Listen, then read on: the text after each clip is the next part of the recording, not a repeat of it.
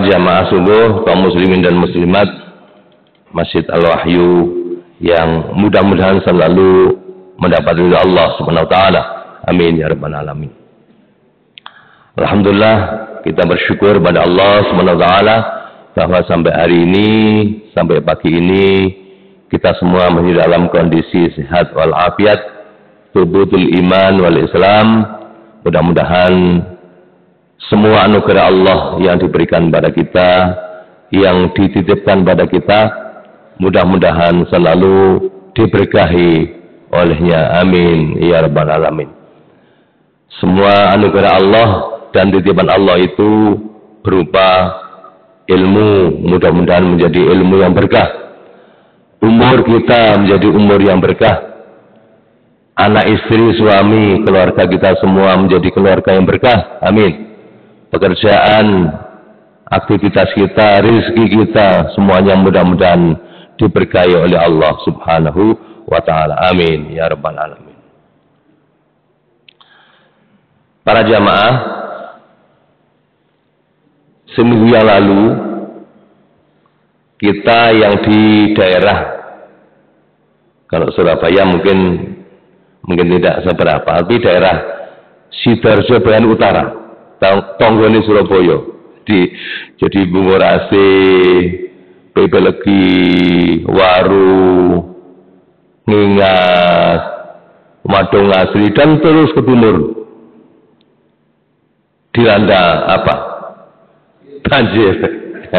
Dilanda banjir yang luar biasa, termasuk daerah saya di Waru soalnya. Jadi sepanjang saya berada di Waru ya baru kemarin yang paling besar. Jadi masuk rumah ya. Kalau saya masih alhamdulillah masih tidak seberapa, tapi banyak tetangga, banyak lingkungan yang saya berhari-hari terendam oleh air. Ya, meskipun banjir pemandangan yang biasa, bahkan sampai sekarang, sampai semalam, saya lihat di TV itu daerah Demak dan sekitarnya masih direndam air, sampai pemilu diundur. Masih ada pemilu loh ya, masih ada coblosan kemarin itu karena saat pemilu 14 Februari dilanda banjir. Ternyata semalam pemandangan masih itu daerah Demak dan sekitarnya. Subhanallah. Ya memang pertama curah hujan yang tinggi memang. Yang kedua, saya melihat ini kan baru kemarau panjang ya, kemarau panas panjang, tidak ada hujan. Artinya begitu ada hujan, masyarakat, bumi yang dihuni belum begitu siap. Coba aliran sungai dari sepanjang sampai ke daerah tambak-tambak muaranya sana itu masih dipenuhi enceng gondok. Penuh dengan enceng gondok daerah timur itu. Ternyata itulah penyebab banjir yang utama. Jadi air tidak bisa mengalir dengan lancar. Padahal dari hulunya, dari atas, kiriman air kencang, luar biasa, sementara aliran sungai tidak lancar. Sehingga luapan air meluber ke perkampungan.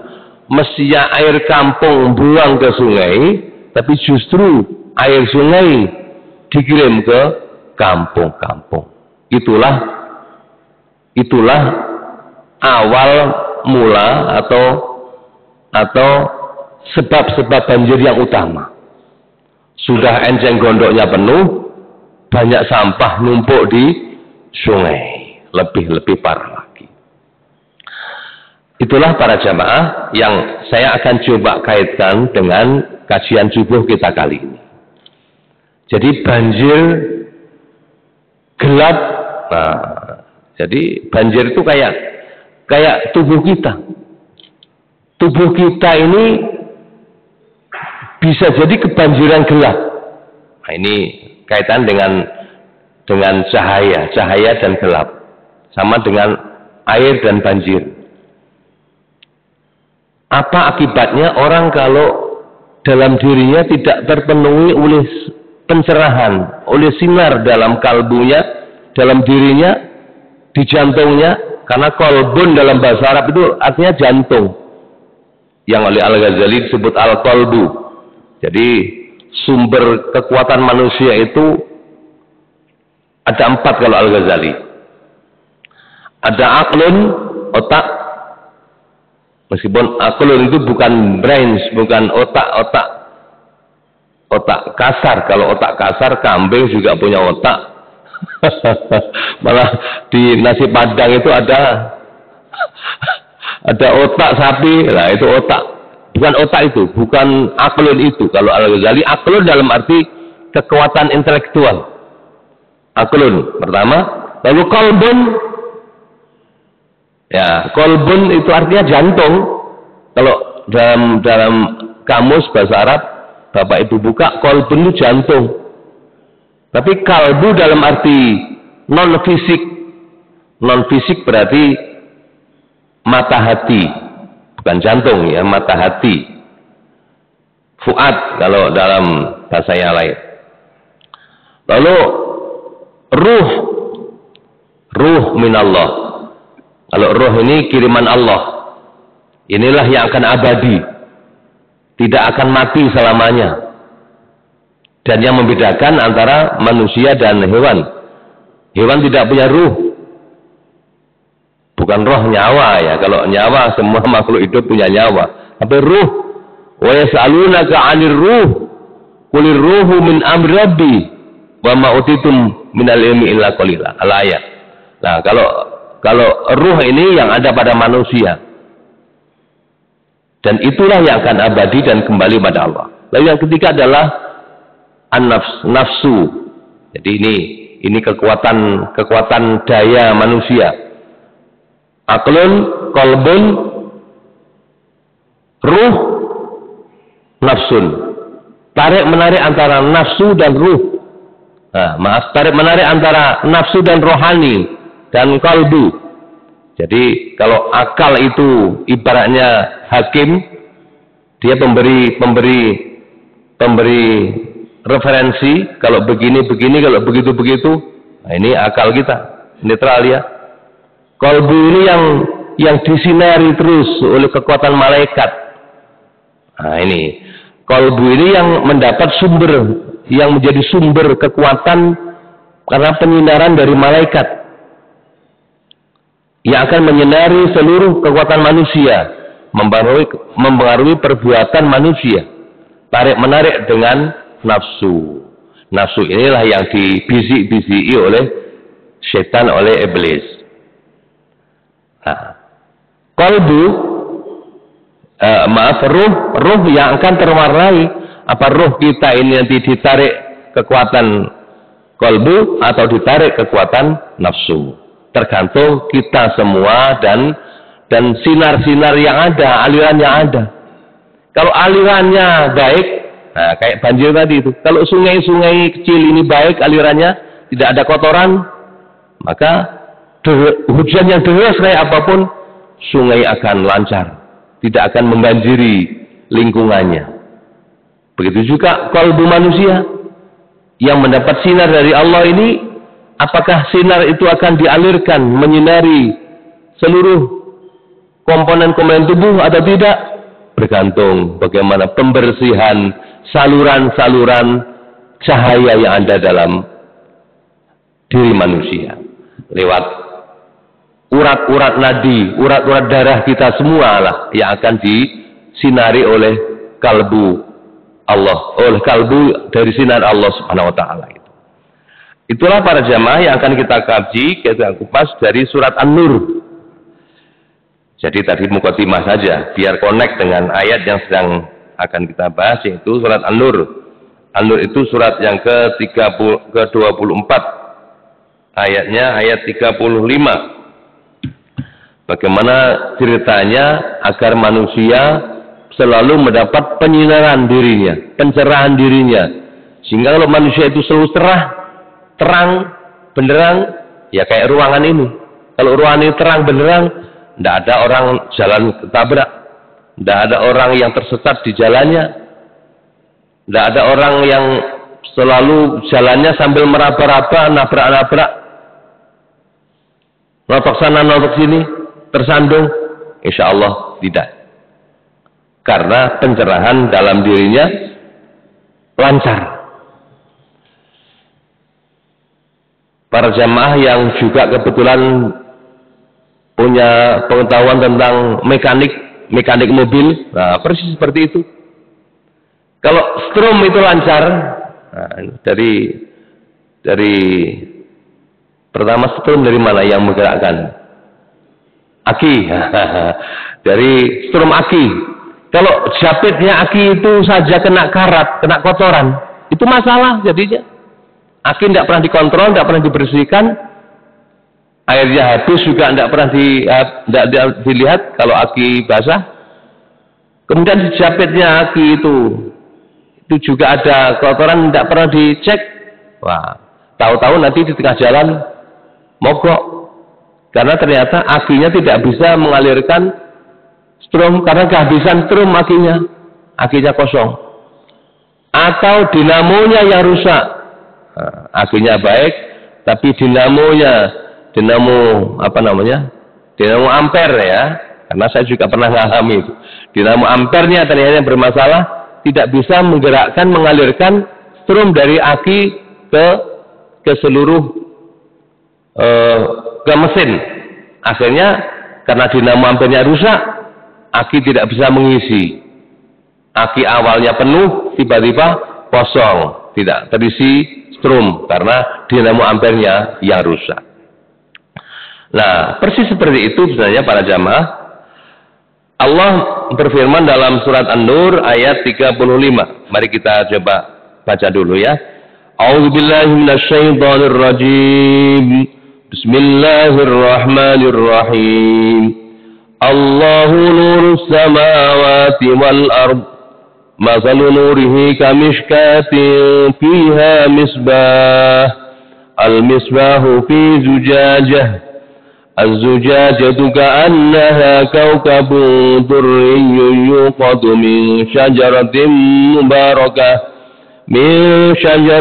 مباركة زيتونة لا شرقية ولا غربية يكاد زيتها يضيء ولو لم تمسسه نار نور على نور يهدي الله لنوره من يشاء ويضرب الله الأمثال للناس والله بكل شيء عليم.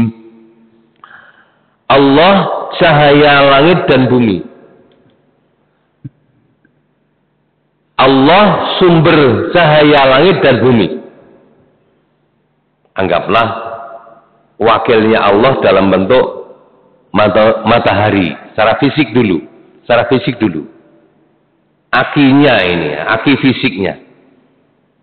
Pada mobil itu, matahari itu akinya langit dan bumi.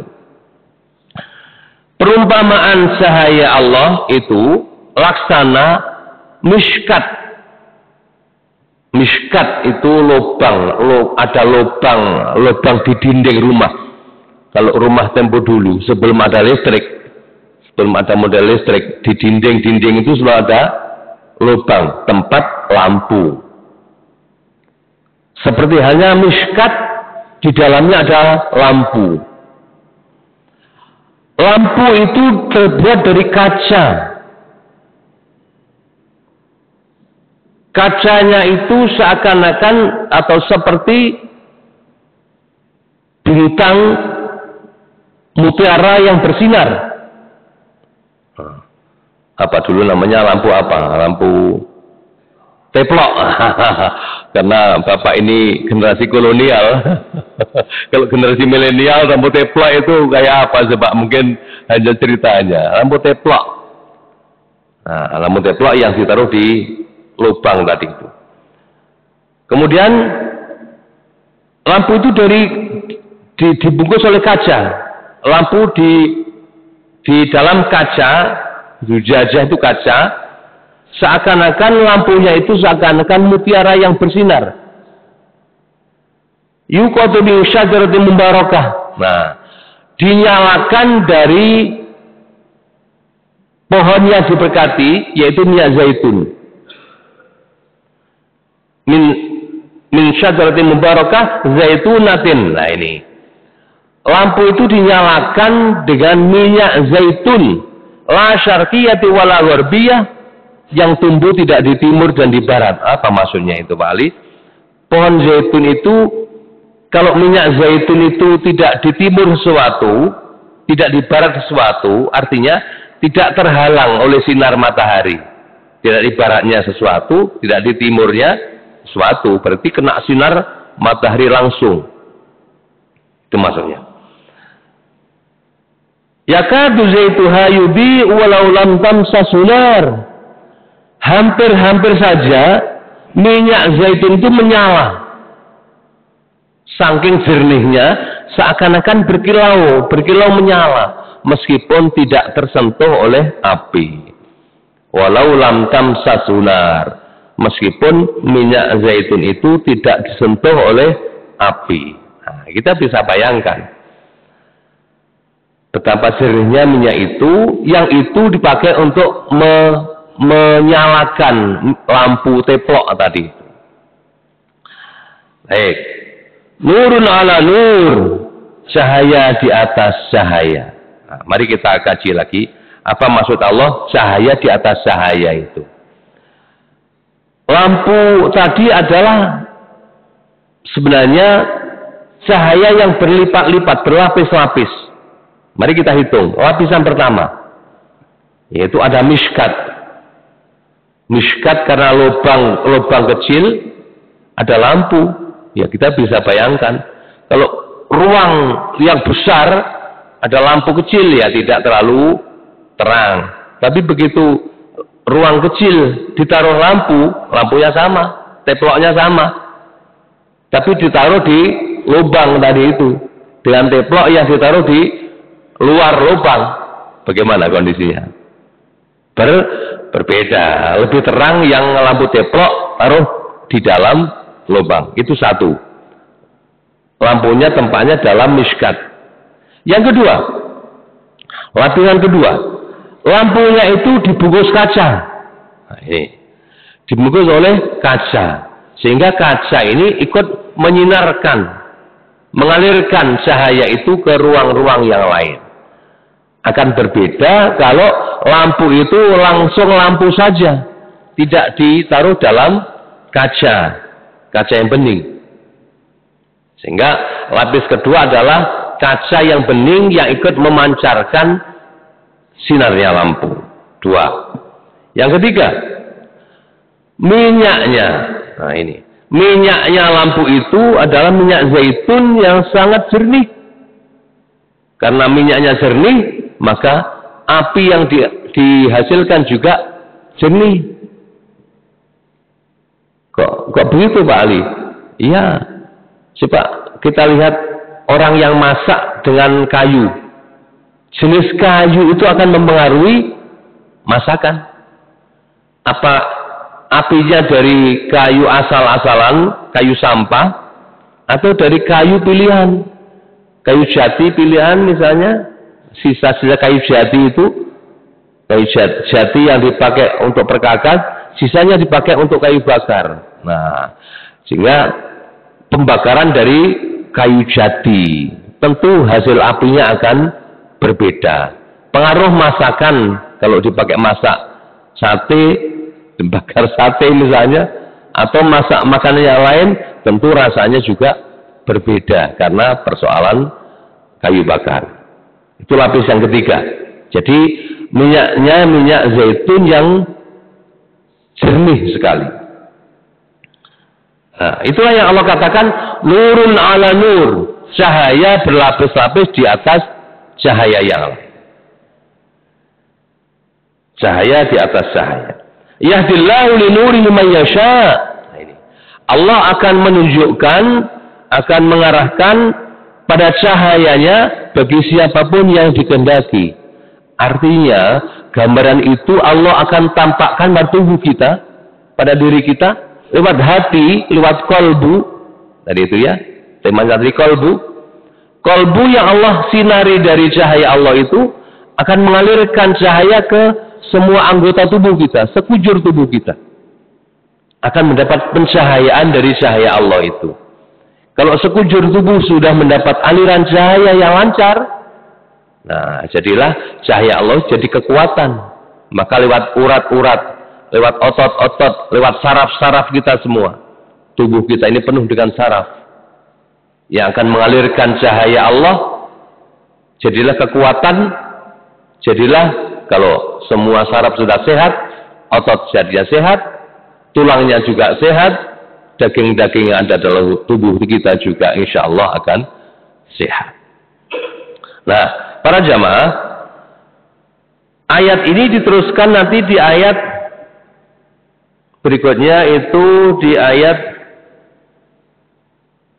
40. Kalau para jamaah juga pegang mushaf, pegang lewat Android atau dalam mushaf langsung, coba langsung dilihat di ayat 40.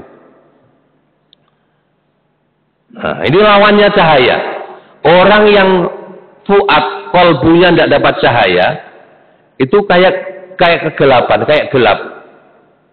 Lawannya cahaya adalah gelap.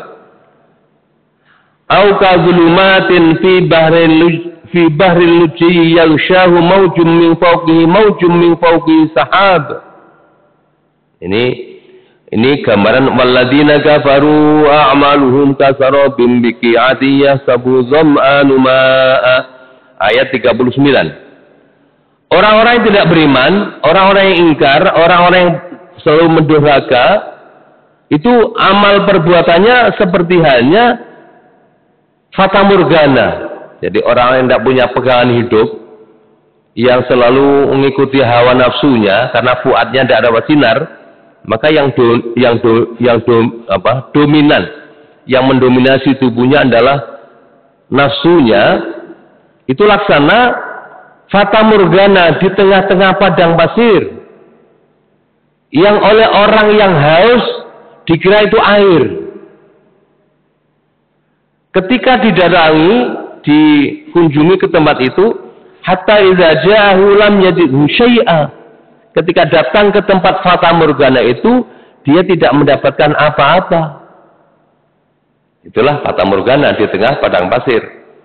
Atau ayat 40 berikutnya, au kadulumatin fi bahrin lujjin, atau seperti kegelapan, seperti hanya gelap di lautan lepas.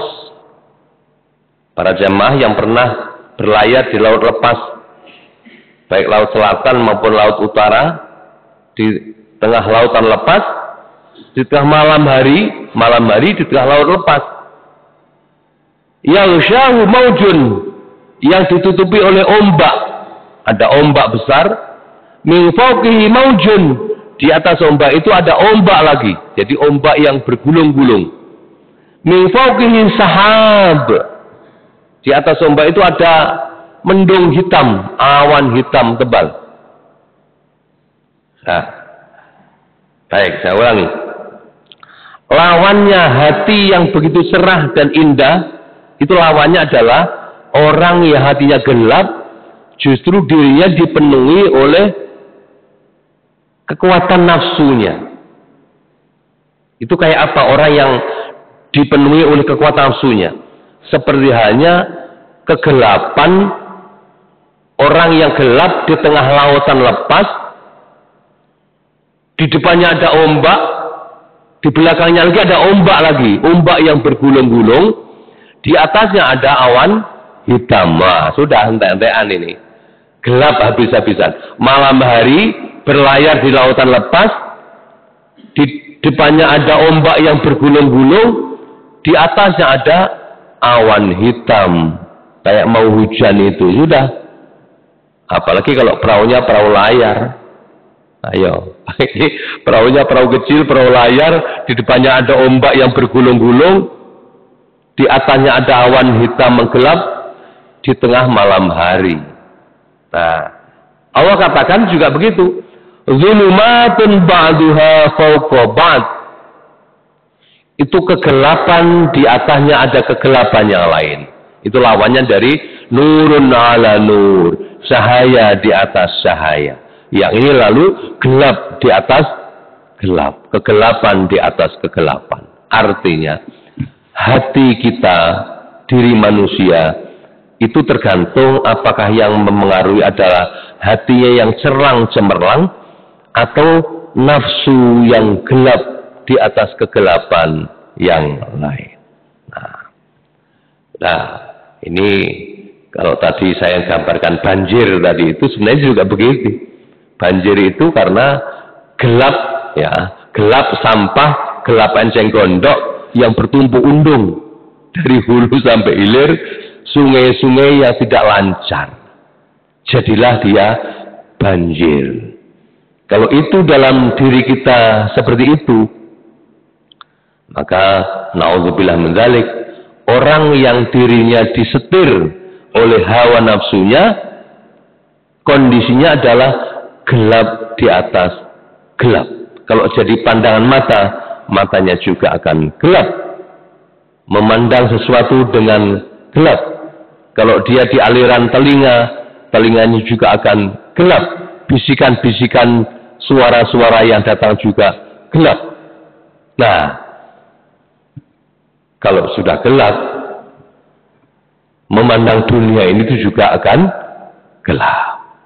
Maka tidak aneh kalau ada di berita itu suami membunuh istrinya, istri meracun suaminya, naudzubillah, anak tega membunuh orang tuanya, orang tua tega membunuh anaknya, naudzubillah min dzalik.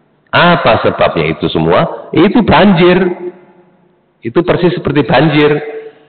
Dirinya dapat aliran air dari atas, tapi tidak sanggup untuk menampung air itu. Allah memberikan cahaya, tapi terpental.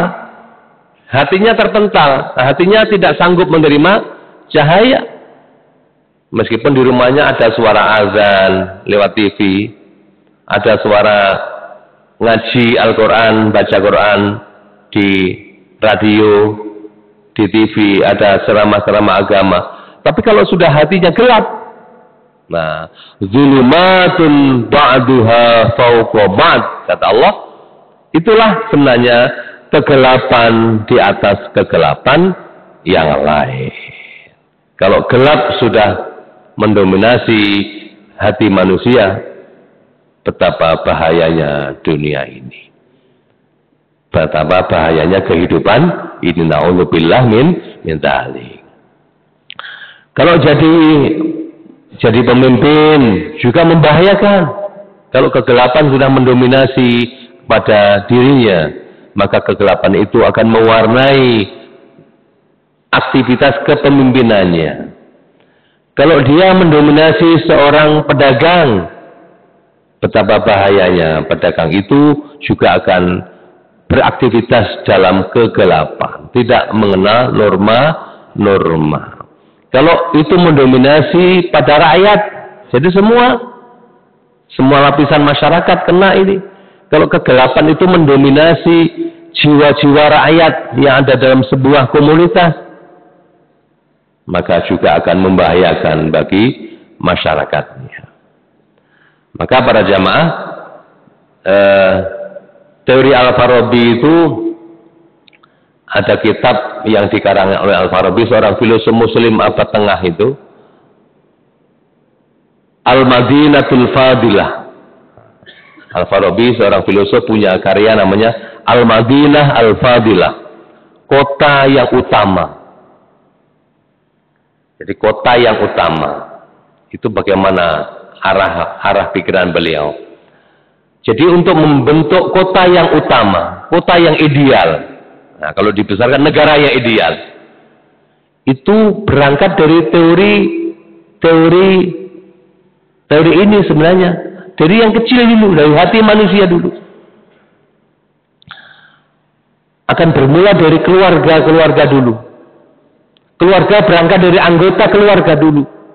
Bayangkanlah kita bayangkan ada seorang kepala rumah tangga. Keluarga itu ayah, ibu, dia punya anak. Semua komponen yang ada dalam keluarga itu disinari hatinya, kalbunya oleh cahaya Allah.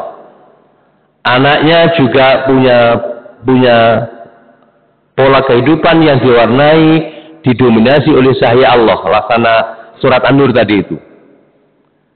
Jadilah pikirannya, hatinya terang, tercerahkan oleh cahaya Allah anaknya.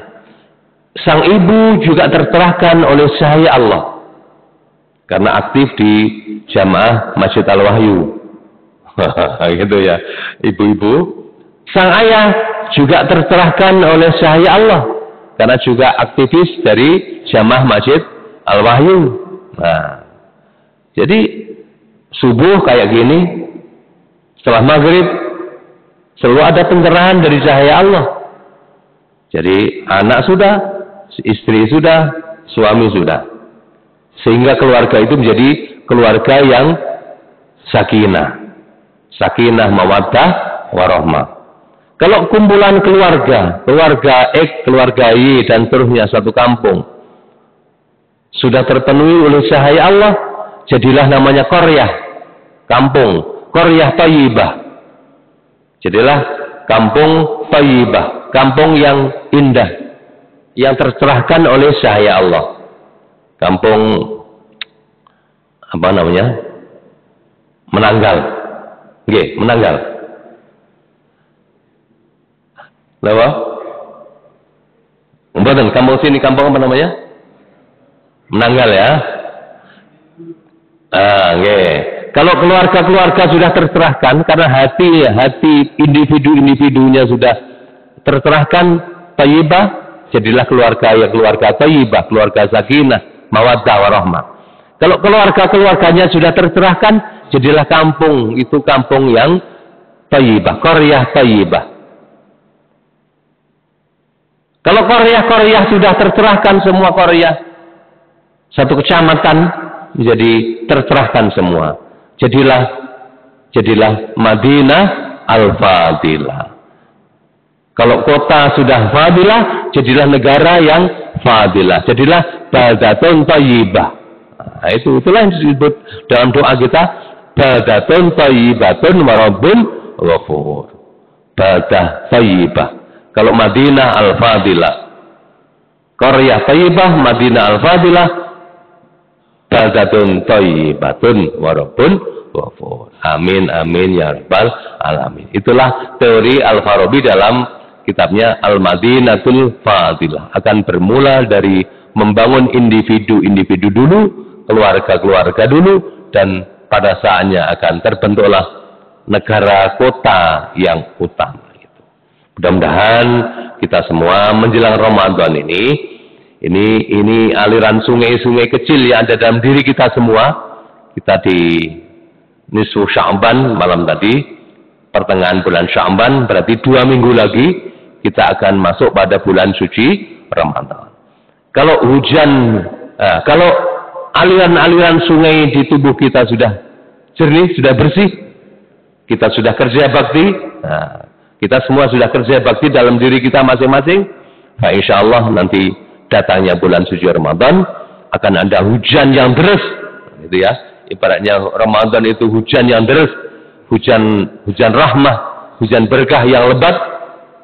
Hati kita sudah siap semua, sudah bersih semua, dosa dengan orang tua, dengan kaum keluarga, dengan tetangga, semua sudah terbersihkan, sudah dimaafkan. Nah, insya Allah hati kita akan siap memasuki bulan suci Ramadan. Sehingga pada saatnya datangnya malam Al-Qadar, nah itu. Pada saat datang malam Al-Qadar, Lailatul Qadar, kita semua sudah siap mendapat anugerah Allah, mendapat hidayah Allah, mendapat sinar Allah, sehingga kita semua keluar dari Ramadan kayaumi waladathu ummuh.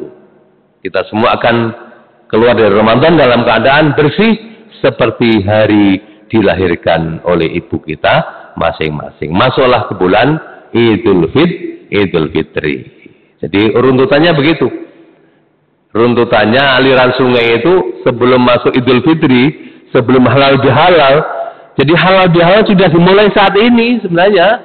Bermula dari nisfu Sya'ban, dari bulan Sya'ban kita sudah bersih-bersih hati, siap siaga, lalu masuk bulan Ramadan itu kerja bakti massal. Jadi ibaratnya kerja bakti itu Ramadan kerja bakti massal. Semua penghuni kampung semua bersih-bersih selama Ramadan. Masuklah di bulan Syawal. Sehingga bulan Syawal itu bulan bersih, bulan fitri, kembali kepada kesucian, pada kebersihan. Masih ada 2 minggu, mudah-mudahan kita semua bisa mempersiapkan sebaik mungkin diri kita masing-masing untuk mendapat cahaya Allah. Seperti bunga matahari. Kalau kita semua tahu bunga matahari itu umumnya menghadap ke timur. Iya betul ya. Bunga matahari itu alamiah, itu naluriah. Kalau ada bunga matahari itu menghadap sinar matahari ke timur. Tandanya apa? Bunga matahari itu siap menerima cahaya matahari. Itu bunga loh ya. Itu bunga makhluk hidup yang tidak berakal. Apalagi kita makhluk hidup yang berakal, insya Allah kita lebih dari sekedar bunga matahari. Amin, amin, ya Rabbal Alamin. Salat 5 waktu, tadarruh, zikir, kajian, puasa, dan ibadah-ibadah yang lain sebenarnya merupakan apa tadi? Minyak. Nah, itu minyak zaitun. Ibaratnya minyak zaitun yang menerangi kalbu kita. Jadi ibadah-ibadah yaumiyah, rutinitas kita sehari-hari itu adalah minyaknya. Orang yang tidak pernah beli minyak, nah ini ibaratnya mobil tidak pernah diisi bensin, ya mobilnya bobrok, mangkrak, karena nggak nyala, ya semua aliran mesin nggak nyala.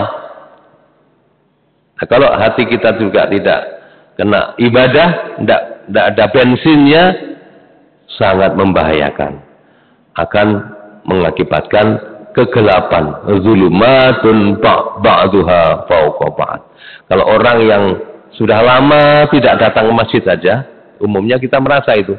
Orang yang lama tidak aktif di kegiatan keagamaan aja, biasanya rasa hatinya itu berbeda. Kalau kita aktif di kegiatan keagamaan. Mudah-mudahan kita semua selalu mendapat cahaya Allah, sinar Allah, sehingga kalbu kita semua terang benderang. Amin. Amin. Ya Rabbal Alamin. Mudah-mudahan ini saja yang bisa kita sampaikan bermanfaat. Jika ada kekurangan, kekhilafan, mohon maaf.